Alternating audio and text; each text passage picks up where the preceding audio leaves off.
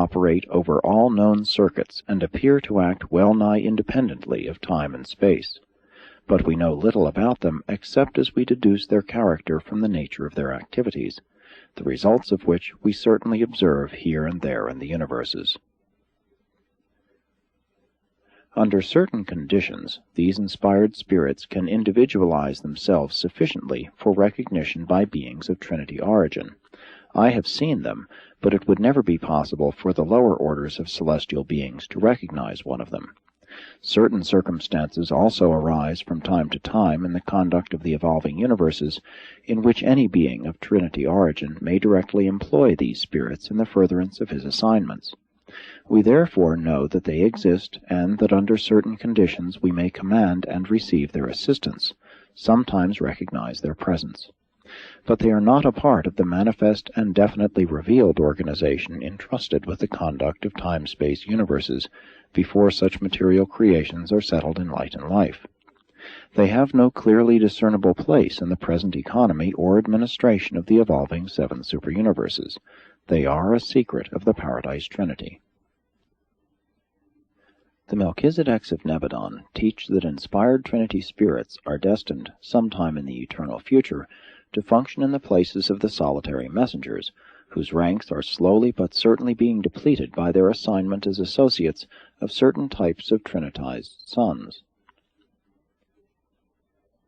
The inspired spirits are the solitary spirits of the universe of universes.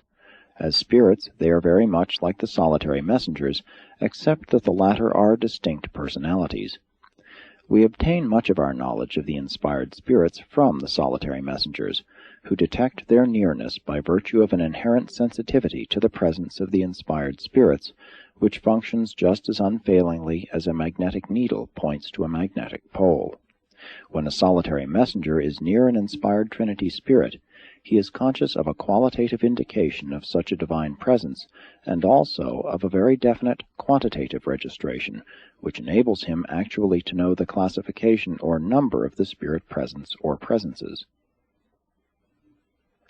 I may relate a further interesting fact. When a solitary messenger is on a planet whose inhabitants are indwelt by thought adjusters, as on Urantia, he is aware of a qualitative excitation in his detection sensitivity to spirit presence. In such instances, there is no quantitative excitation, only a qualitative agitation. When on a planet to which adjusters do not come, contact with the natives does not produce any such reaction. This suggests that thought adjusters are in some manner related to, or are connected with, the inspired spirits of the Paradise Trinity. In some way, they may possibly be associated in certain phases of their work, but we do not really know. They both originate near the center and source of all things, but they are not the same order of being. Thought adjusters spring from the Father alone. Inspired spirits are the offspring of the Paradise Trinity. The inspired spirits do not apparently belong to the evolutionary scheme of the individual planets or universes, and yet they seem to be almost everywhere. Even as I am engaged in the formulation of this statement, my associated solitary messenger's personal sensitivity to the presence of this order of spirit indicates that there is with us at this very moment, not over 25 feet away, a spirit of the inspired order and of the third volume of Power Presence. The third volume of Power Presence suggests to us the probability that 3 inspired spirits are functioning in liaison. Of more than 12 orders of beings associated with me at this time, the solitary messenger is the only one aware of the presence of these mysterious entities of the Trinity. And further, while we are thus apprised of the nearness of these divine spirits, we are all equally ignorant of their mission. We really do not know whether they are merely interested observers of our doings, or whether they are, in some manner unknown to us, actually contributing to the success of our undertaking. We know that the Trinity teacher sons are devoted to the conscious enlightenment of universe creatures. I have arrived at the settled conclusion that the inspired Trinity spirits, by superconscious techniques, are also functioning as teachers of the realms. I am persuaded that there is a vast body of essential spiritual knowledge, truth indispensable to high spiritual attainment, which cannot be consciously received, self-consciousness would effectively jeopardize the certainty of reception. If we are right in this concept, and my entire order of being shares it, it may be the mission of these inspired spirits to overcome this difficulty, to bridge this gap in the universal scheme of moral enlightenment and spiritual advancement. We think that these two types of Trinity origin teachers effect some kind of liaison in their activities, but we do not really know. On the super-universe training worlds and on the eternal circuits of Havona, I have fraternized with the perfecting mortals, spiritualized and descendant souls from the evolutionary realms, but never have they been aware of the inspired spirits, which ever and anon the powers of detection resident in the solitary messengers would indicate were very near us. I have freely conversed with all orders of the sons of God, high and low, and they likewise are unconscious of the admonitions of the inspired Trinity spirits. They can and do look back in their experiences and recount happenings which are difficult to explain if the action of such spirits is not taken into account. But excepting solitary messengers, and sometimes Trinity origin beings, none of the celestial family have ever been conscious of the nearness of the inspired spirits. I do not believe the inspired Trinity spirits are playing hide-and-seek with me. They are probably trying just as hard to disclose themselves to me as I am to communicate with them. Our difficulties and limitations must be mutual and inherent.